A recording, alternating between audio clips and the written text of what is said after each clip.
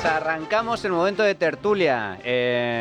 Tengo el inmenso placer de contar hoy con María Blanco. ¿Qué tal, María? ¿Cómo estás? Estupendamente bien, aquí en la trinchera. Mario Garcés. ¿Qué tal? Mañana es mi cumpleaños. Espero Mañana que Pedro es tu Sánchez cumpleaños. me dé un regalo. El día de Hora H. Todo el mundo El pendiente día de de la San decisión Pedro de Sánchez. Mártir. Yo estoy pendiente de que me regale algo mañana. Y Domingo Soriano, que es la primera vez que acudes y te refugias en esta trinchera que tenemos aquí. ¿Qué tal, Domingo? Sí, ¿qué tal, Manuel? Pues sí, además este fin de semana hay que refugiarse mucho porque lo que estamos viendo Hay que meditar. es muy duro. Sí, Ahora vamos a meditar un rato, supongo. Bueno, a mí me gustaría empezar, por favor, ¿cómo vivisteis ayer esas imágenes, esa fiesta de la democracia, esa fiesta popular en Ferraz, con banderas rojas del Partido Socialista, donde acudieron, iba a decir... A ver, el PSOE convocó al pueblo, pero a los que acudieron realmente fueron militantes, militantes no precisamente de base, no afiliados, sino militantes ya, digamos que con una trayectoria larga.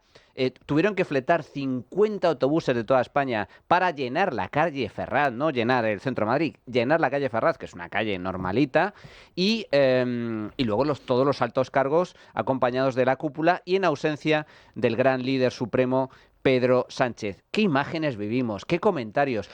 ¿Cómo lo visteis, María, Mario? Yo estaba refugiada en mi sofá viendo series de televisión y descansando después de una semana de trabajo enorme y sinceramente es que no le di la mayor importancia porque ya me imaginaba lo que iba a ser. Esto es lo de el autobús, el bocata y llegar allí, dar 3 gritos, luego... Claro, a ver, a mí no me sorprende casi nada en Madrid. Madrid es una ciudad de la libertad, es una ciudad abierta donde se manifiestan pues los de la Cañada Real y se manifiestan los nudistas en bicicletas, se manifiestan los que piden cualquier tipo de cosa. Entonces, que se manifiesten personas que apoyan a Pedro Sánchez en la calle Ferraz, pues es otra normalidad en Madrid. No me parece una cosa extraordinaria. Mario. Bueno, la verdad es que ha sido una Semana Santa, o sea, han sido 4 días de pasión, y sobre todo hay imágenes que van a pasar a la historia en este tiempo de Eso sí. silencio, en este tiempo de reflexión. María Jesús Montero como la libertad guiando al pueblo de la Croa, solo le faltaba ahí a bajarse un poquito el vestido, lo digo por el tema pictórico, que nadie... Te van a denunciar, Mario. Por eso, que nadie se ofenda, ¿no? O que saliera de pronto ahí Bolaños, que cada vez se parece más a Monchito de José Luis Moreno, o sea, empieza a haber una situación realmente curiosa. Era la clásica exaltación de un grupo de gregarios que consideraban que era el momento de hacer una especie de, pues eso, de pulsión emocional, lo que se ha convertido la política en un sumidero de emociones morbidas, donde evidentemente todos los que estaban eran gente que había sido pagada en un autobús y le habían dado el bocadillo, etcétera. Yo que soy un ciudadano a pie, a pesar de que no soy como Pilar Llop, sí que yo utilizo las líneas de metro. Por la tarde me fui ayer sábado a la estación de Atocha a cambiar un billete. Yo soy todavía de esos ciudadanos que se van a cambiar los billetes a la estación y están 2 horas de pie, ¿no? Entonces me encontré a varios de los manifestantes con sus chapitas en la estación de Atocha buscando billete y alguno me reconoció. Me saludan siempre educadamente. Yo no sé por qué a mí siempre me saludan educadamente. Usted es muy duro con nosotros, pero me saludan. Yo creo que me tienen cierto respeto intelectual. Claro, intentar mantener una conversación con algunos de los que vi ayer comprando el billete era prácticamente imposible. Por cierto, en casi todas las manifestaciones te encuentras gente de este tipo, sea quien las convoca en este país, porque habitualmente tiene ese componente mórbido, absolutamente entreguista, populista y completamente descafeinado desde el punto de vista intelectual.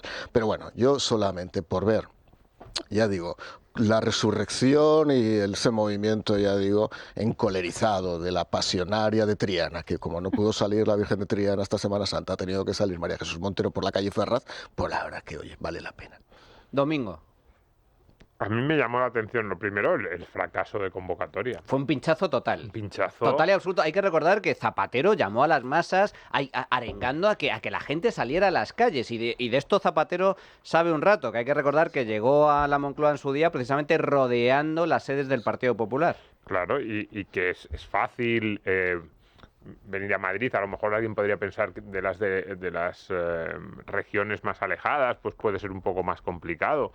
Pero de los Castilla-La Mancha, Castilla-León, Extremadura, acercarse a Madrid es relativamente sencillo, incluso de más lejos. Me fletas 50 autobuses. Estaba mirando ahora mismo el dato que hay sobre los militantes del PSOE madrileño, habla de casi 14.000 militantes. 14.000 solo en Madrid. Solo en Madrid, sí, por eso digo, PSOE madrileño, 14.000 militantes. y dices, convocas una manifestación con lo relevante que se supone que es esta manifestación, llevas 2 días con toda la prensa un poco presionando en este sentido, y solo convocas a 12.500 según la delegación de gobierno, que ya sabemos cómo habrá Por lo contado, alto. a lo mejor estamos hablando de 8 o 9.000. Hombre, cuando son cifras tan bajas tampoco puedes mentir mucho, es más fácil hacer el cálculo, pero tiene toda la pinta de que has convocado a 8 o 9.000 personas. Es un fracaso brutal. Entonces, desde ese punto de vista, me llamó la atención. Yo pensaba que tenían más fuerza.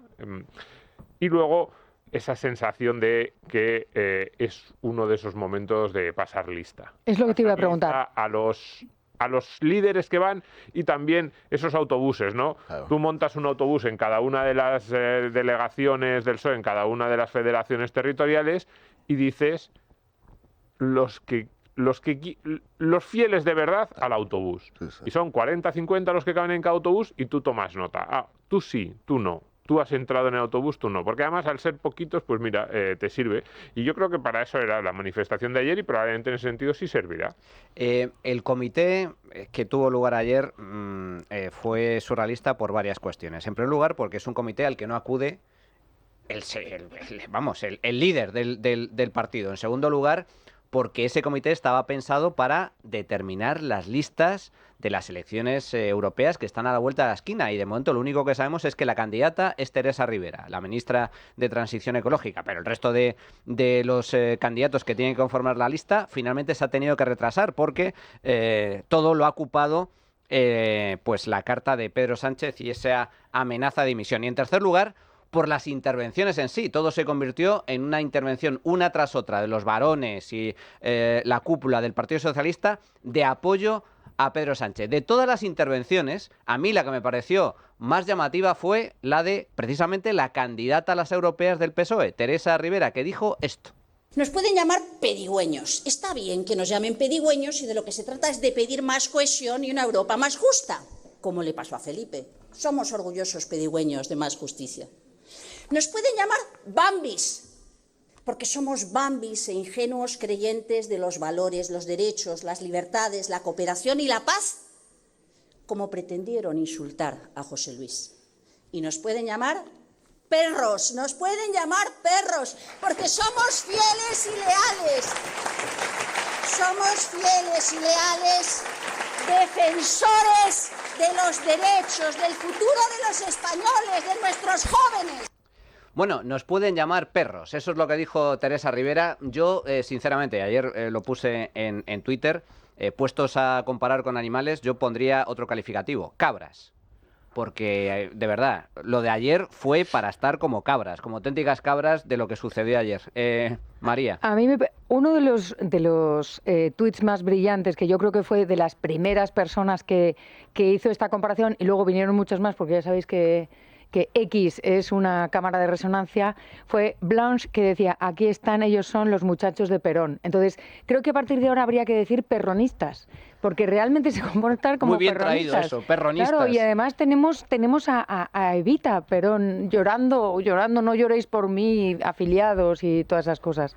Es una maniobra que desde el punto de vista del presidente probablemente es un win-win. O sea, probablemente como estrategia no está mal. Es decir, si se va a ir, pues a lo mejor se va como mártir, como San Pedro mártir.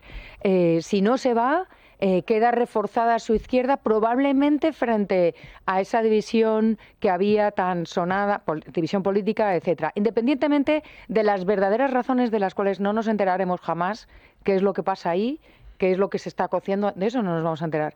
Pero desde el punto de vista de Pedro Sánchez es un win-win. Ahora, creo que el partido ha quedado retratado como eso, como perronistas, y además creo que no es lo mejor para el partido. Pero como siempre, a Pedro Sánchez su partido le importa un bledo. Le importa su propia figura, que es la que sale reforzada. Esto de que comentas del peronismo, María, perronismo, que está desde luego muy bien traído, me recuerda, es que esto es así. Yo, no sé, corregidme si me equivoco, es la primera vez que veo una manifestación o un intento de manifestación organizado desde el partido en el gobierno, sí. desde el gobierno, para atacar a la oposición, Claro. porque realmente se trata, y esto es lo de... o Eso sea, es otra cosa, ¿eh? nos Eso es estamos otra cosa que me gustaría que habláramos, lo que significa el ataque a la oposición, a toda la oposición, señalándola, señalando los jueces, y qué es lo que significa eso para una democracia sana. Es que esto es lo importante, nos estamos quedando, y además es que ayer las imágenes y los comentarios, pues lógicamente llamaron mucho la atención, pero lo preocupante, lo grave, es el trasfondo. El trasfondo es que el partido en el gobierno, que tiene el poder del Estado, aquí se hablan de poderes fácticos, pero el auténtico poder es el gobierno, que desde el Estado, el partido en el gobierno, convoque una manifestación con el único fin no solo de alabar y aclamar a su líder, sino a atacar, que es lo que me parece grave, a la oposición, a los jueces y a la prensa, eso yo no conozco ningún caso en una democracia asentada en Europa. Mario. No existe, Manuel. De hecho, estamos todos en un bucle especulativo y en un bucle emocional, que es lo que persigue precisamente Pedro Sánchez. Que la razón ha sucumbido ante las pasiones y las emociones y que la política es un sumidero de sentimientos, ya lo sabemos, pero llegar a este límite me parece una cosa insoportable. Tan insoportable que ha inventado un nuevo género político que es el epistolar, a los corintios españoles, ¿no? Queridos corintios españoles, os voy a decir que tengo una crisis matrimonial, pero que estoy Cristina ya escribió sí, cartas. Que estoy enamorado, pero como diría Quevedo, que seguro que sería un experto ahora en memes, soy polvo, pero polvo enamorado, ¿no? Polvo político, pero polvo enamorado. Yo estoy convencido que esto va. Y respecto, porque yo creo que hay que hacer también una lectura objetiva. Porque si entramos en su ámbito de reflexión subjetiva, al final él lo que quiere es victimizarse, lo que quiere, o mejor dicho, entrar en el martirologio propio del socialismo moderno, que su mujer, porque es su mujer, es que las cosas son como son, y si fuera presidenta una mujer sería su marido, es que no vamos a entrar en el mundo del pseudomachismo, este tipo de cosas, todos los discursos burdos que tiene cierta parte de la izquierda, ¿no? Hay que ver también el papel que ha jugado Begoña Gómez, porque ellos lo que pretenden, aspiran a que esto se convierta, insisto, en una especie de pulsión emocional, intuitiva o instintiva, donde ellos se conviertan en una especie de víctimas, y en el victimario ellos ganan. Y por cierto, esto no sé si son perros o no, esto es rebelión en la granja puro y duro, de Orwell. Y Napoleón, ese cerdo que al final se rebela, con todo el cariño del mundo, es Pedro Sánchez. ¿Os acordáis cómo iban mutando las reglas de esa constitución fundacional de la granja? Sí. Cuando decían todos somos iguales y acabó diciendo no, todos somos iguales pero algunos somos más iguales que otros. Ese es Pedro Sánchez, es el cerdo Napoleón de Rebelión en la Granja. Y como les da ahora por leer a Humberto Eco, la pena es que, por ejemplo, pues Sánchez no leyó esa famosa tesis sobre cómo hacer una tesis doctoral, ya que lean a Eco, que lo lean los ecosocialistas, que lo lean completamente y que nos eviten, desde luego, el bochorno intelectual de lo que estamos escuchando. Efectivamente, en la carta de Sánchez tiene muchos elementos que son merecedores de un análisis en profundidad. Comentabas, Mario, la alusión a Humberto Eco en referencia a la máquina del fango, ¿no? Pero pues que eso lo diga Pedro Sánchez y el PSOE, que son los auténticos expertos en crear fango para desviar la atención, me resulta especialmente llamativo. Pero, si me permitís, tenemos ya el teléfono a José Javier Olivas. José Javier Olivas es investigador de la UNED. ¿Qué tal, José Javier? José Javier, ¿cómo estás? Muy buenos días. Bien. Hola, ¿nos oyes?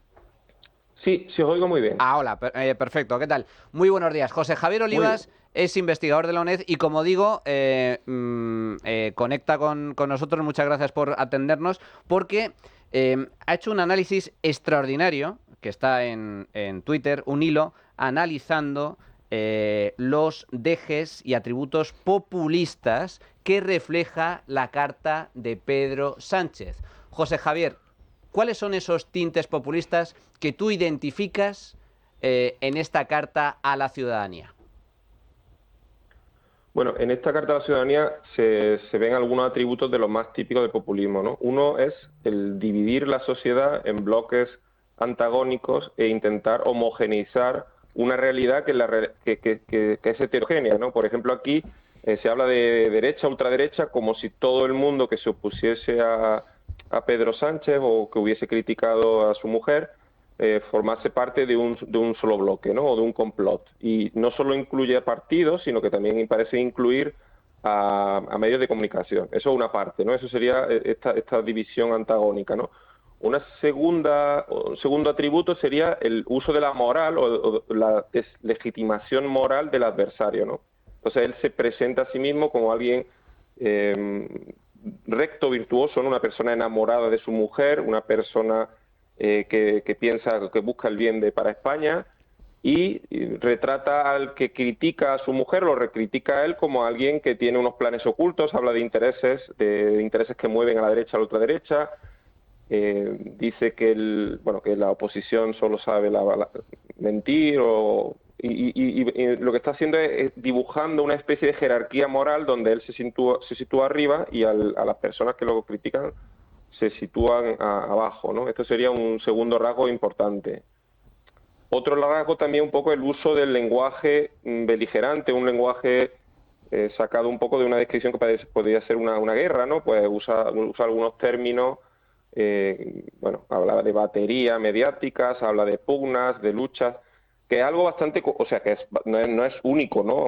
Otros periodistas, otros políticos también usan este tipo de lenguaje, pero destaca un poco o se sale un poco de la norma de lo que ha sido el discurso de Pedro Sánchez si uno se retrotara a discursos parlamentarios, discursos que ha dado en otras instancias años atrás, ¿no?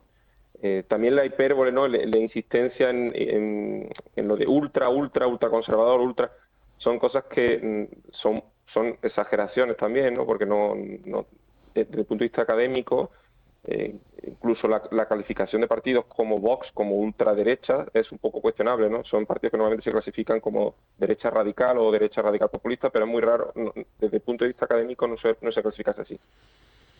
Y por último, hay más cosas. Por último, una sería esta parece que intenta generar una especie de situación de crisis política, ¿no? Y esto también es bastante típico en el populismo, ¿no? Que uno intenta, o un político populista suele intentar generar una sensación de crisis y generar gran indignación y lo que llamamos afectos negativos hacia un otro, ¿no? Al pueblo intenta generarle un miedo, lo que luego justificaría la toma de decisiones que pudiesen ser más controvertidas o más radicales, ya que el ciudadano en una situación normal puede que no aceptase unas ciertas normas, pero visto que es una situación ya extrema o crítica, podría ser más propenso a validar medidas más radicales. Entonces, esto es una de las cosas que puede parecer también que esta carta indica, ¿no?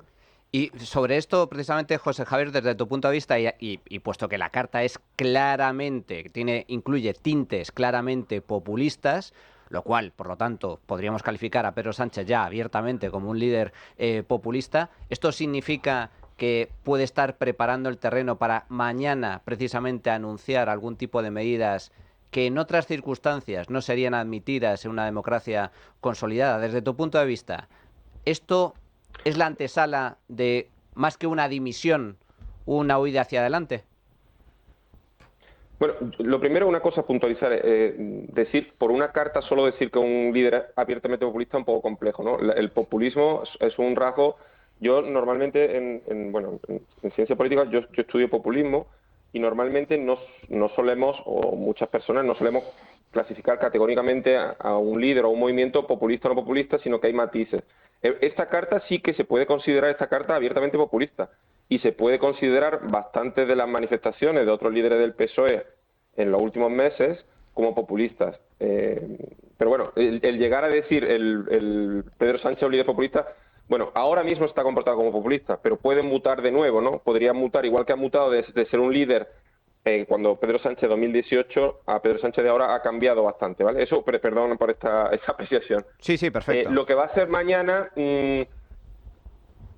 es difícil predecir, porque de hecho, como estamos muchos analistas y periodistas de alguna forma hablando de que esto puede ser la antesala a algún tipo de medidas que pudiesen estar destinadas a, no se sabe, hay gente que ha hablado ahora en prensa de que podía ser medidas para intentar ejercer algún tipo de control ahora sobre el Poder Judicial o algún tipo, o justificar algún tipo de medidas contra cierta prensa crítica.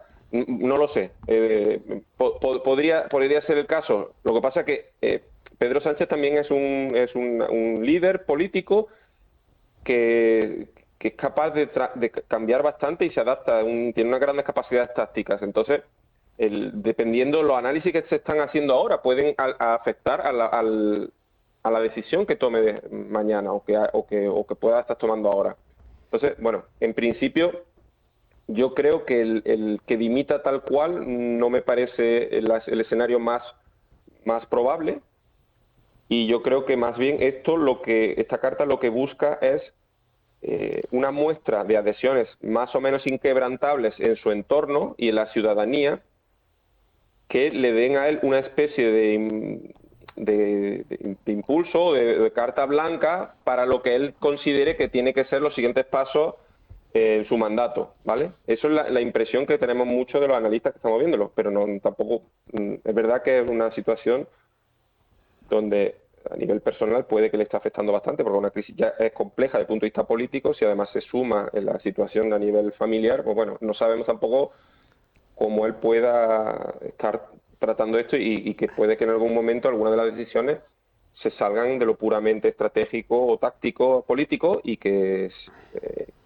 entren a pesar también factores de otro tipo, ¿no? Desde de luego, los que no tenemos nosotros constancia. Desde luego, mañana saldremos de dudas. José Javier Olivas, investigador de la UNED, experto en materia de populismo. Muchísimas gracias. Un abrazo. Vale, muchísimas gracias a vosotros. Un abrazo. Domingo. Sí, a ver, yo no sé si mañana vamos a salir de todas las dudas, pero yo no creo que... ¿Alguna Sí, saldremos? sí, ¿Algún anuncio hará? Se supone que la gran duda sí la resolveremos, pero por ejemplo, si se quedara, que yo dudo, luego haremos una porra, ¿no? Sí. Vale, si se quedara... Sin duda. Que yo dudo de si se va a quedar, no anunciaría, yo creo que no anunciaría mañana lo que quiere hacer. Entonces, yo creo que ahora, esto que decíamos, ¿no? Lo del cierre de filas, ver quién está conmigo y quién no, que eso es muy importante. También, por ejemplo, en esta lista de periodistas que ha salido, yo creo que va un poco en la misma línea. ¿Quién está con nosotros de los nuestros? Yo ayer hablando con unos amigos me decía, esto es como este se quede, va a ir a por todas, los primeros que va a ir es a por vosotros. Se refería a esta casa, evidentemente. Y yo decía, no creo que seamos los primeros. Yo creo que los primeros van a ser los periodistas de izquierdas que no están en la lista. Esos son a los que están anotando ahora. Oye, que hemos hecho un manifiesto y tú no has firmado, así que ya sabemos que tú de los nuestros no eres. Eso es lo que se está organizando ahora. Eso es el objetivo de estos 5 días. Si Pedro Sánchez se queda, evidentemente es ese. Pero es que incluso la versión que están dando sus fieles, los más cercanos, a mí me parece una mezcla de preocupante y también de preocupante para mí, pero también para ellos, porque lo que están diciendo sus ministros en los medios de comunicación, digo, la versión de los medios de comunicación más cercanos a Pedro Sánchez, es que Pedro Sánchez está en Moncloa, no contesta, los ministros dicen, no hablamos con él desde el miércoles, no hablamos con él, no le hemos mandado... ¿No está en República Dominicana? No, está en Moncloa, yo pensaba encerrado, mandando, sin responder a mensajes.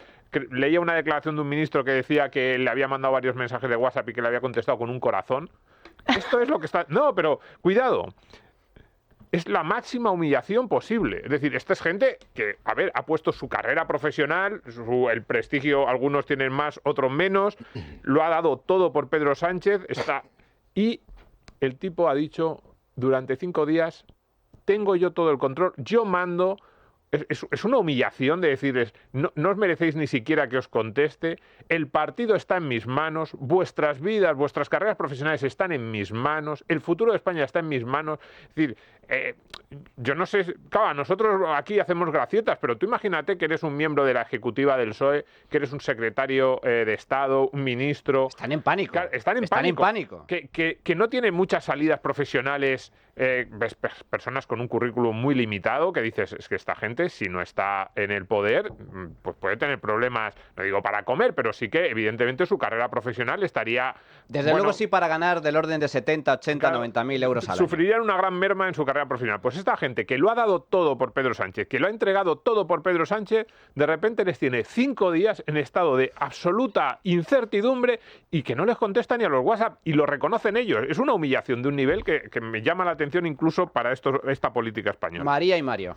No me parece que debieran estar muy sorprendidos, porque forma parte de lo que vemos de la personalidad de Pedro Sánchez.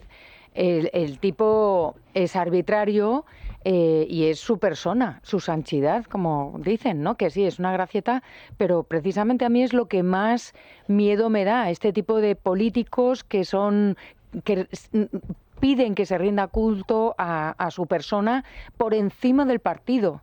Porque si fuera que estuviera al servicio del partido, mostraría algo de empatía. Decía un amigo común, Juanma López Zafra, ahora mismo en Twitter, que el presidente puede parar pero no puede meditar, porque eso requiere un cierto nivel de empatía de la cual carece. Y es absolutamente cierto. Pero te voy a decir una cosa. Ahora que estáis hablando, si yo fuera Pedro Sánchez, no llegaría el lunes y diría, he decidido. Lo que haría es tirar balones fuera. Es decir, delegaría la decisión a algún tipo de órgano o para que sea vosotros me pedís que me quede, vosotros preferís que me vaya. Creo que tal vez es eso lo que está tramando, o sea, tal vez es eso lo que está pergeñando. Y otra cosa, no pueden decir que no manda mensajes y lo dicen a quienes no manda mensajes, pero estoy segura que están mandando mensajes a otros que están callados, absolutamente callados, con pegamento en la boca, bajo pena de decapitación, ¿no? Pero seguro que está eso, pergeñando el cómo planteo sea la quedada o la ida, y creo que se va a quedar, y que se va a quedar porque algún órgano o del PSOE o de las bases o de X lo va a decidir así. Esta lectura que haces me parece interesante, María, porque efectivamente una de las tesis que se están sondeando es, bueno, hay que recordar, Antonio Costa es presidente de Portugal, dimitió hace poco también relacionado con un escándalo de corrupción que finalmente quedó en nada, de uno de sus asesores, que se archivó por un defecto de forma.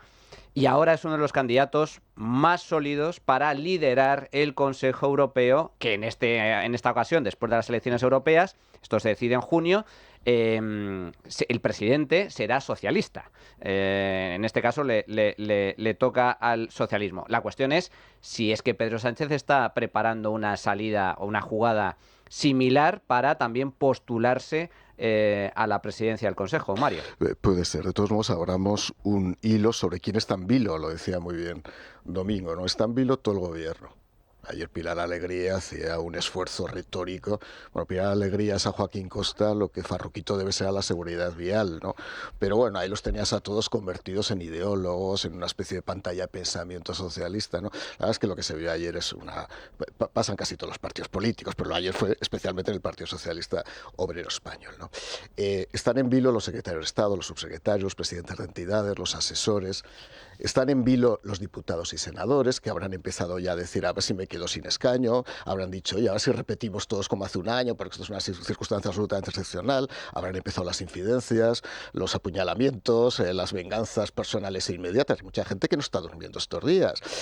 No están durmiendo los nacionalistas, porque claro, ahora ¿qué pasa con lo nuestro? ¿Qué pasa con la amnistía? Es que aquí hay mucho, vamos a ver, afectado colateral. Entonces, que como bien decía Domingo, que alguien se autohumille. Oye, cada uno tiene el concepto que tiene de sí mismo. Y él se ha autohumillado, me refiero a Pedro Sánchez. Pero que humille a todos, de manera además absolutamente masiva, por Begoña. Y ahora sí que me gustaría dedicar 2 minutos a hablar de Begoña Gómez. Porque es que la quieren convertir en una víctima. Y ese es el grave error donde no tenemos que caer. Absolutamente. Porque además, como están convirtiendo esto en un tema emocional, es donde hay que dejar las cosas muy claras. Vamos a ver. Begoña Gómez, yo no sé qué capacidad intelectual tiene. Lo cierto y seguro es que no tiene ningún título homologado. Esa es la realidad. Hizo un curso de marketing, que es hija de un empresario que se dedicaba a lo que se dedicaba, que por cierto yo no voy a criticar a Begoña Gómez porque su padre tuviera unas saunas que se dedicaran al sexo. Es más, incluso los audios que he escuchado de Villarejo me parecen infames. A mí es que me da igual. Mientras tributara y no explotara a nadie en las saunas, yo no tengo ningún problema.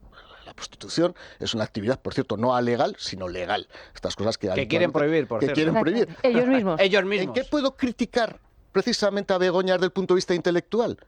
Que habiendo vivido de los negocios del padre se ponga en una pancarta pidiendo la abolición de la prostitución. Pero como toda mutación, no de manial sino intelectual, que se produce en el pensamiento de alguien, que ya tendrá que justificar. Bueno, segundo lugar, Begoña Gómez, ¿por qué es directora de una cátedra? ¿Por su capacidad intelectual sobrevenida? ¿Porque había un gen creativo no reconocido hasta un momento determinado? No. porque eres la esposa del presidente del gobierno. Y lo voy a dejar muy claro, esto no es machismo, porque lo diría igual si fuera una mujer la presidenta del gobierno y se hubiera producido este ascenso repentino en el caso que fuera el cónyuge un hombre. Vamos a ver, nos están escuchando muchísima gente, cientos de miles de personas ahora mismo. Pido a todos los estudiantes universitarios que acabáis ahora mismo la carrera que enviéis vuestros currículums a la Complutense para que os hagan una cátedra. Orden una cátedra. Que vosotros sí que tenéis título universitario y algunos además habéis sido premios extraordinarios de carrera. Esos padres que han sufrido por sacar los estudios de sus padres, de sus hijos. Y resulta que es que la Complutense te va a tirar directamente el currículum a la basura.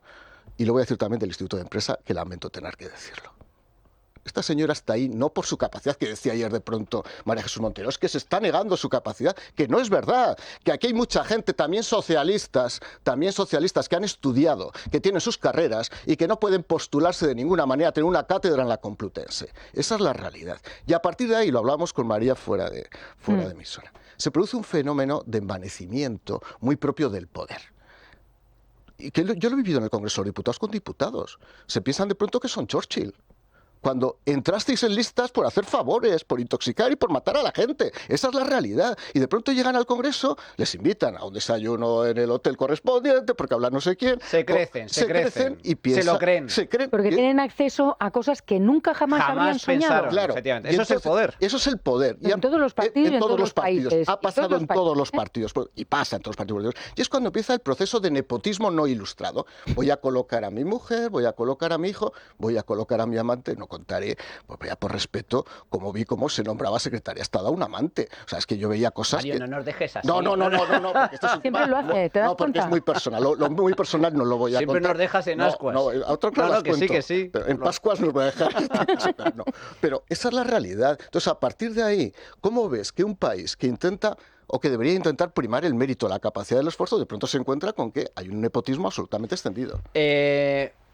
Seguimos de inmediato, una pequeña pausa, pero antes un anuncio. Tenemos un mensaje de Tu Jamón, porque desde Tu Jamón nos proponen un regalo dulce, sabroso y delicioso para felicitar este año a mamá.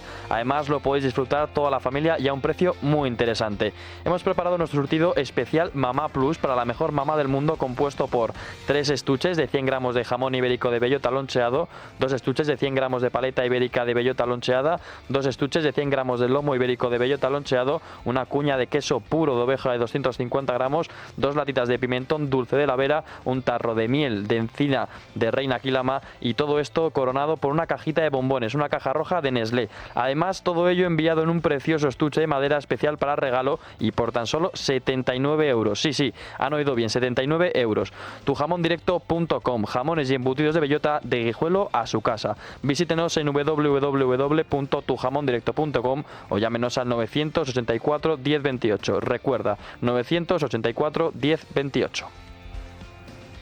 La trinchera de llamas.